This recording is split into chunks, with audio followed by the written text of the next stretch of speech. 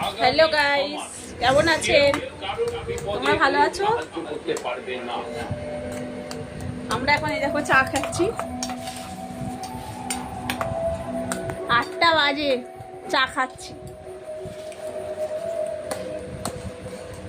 এই যে রায়নের কিছু হলে তুই ছুটে যাস, সেই ছুটে যাওয়াটা চলবে না।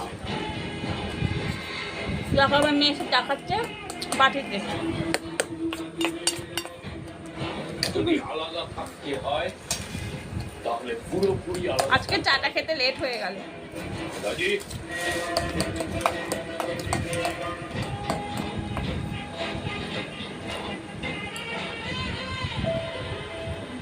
রাজি। তোমরা কে কে সব 8টার সময় চা খাও? কমেন্ট করে জানাবে। টাটা।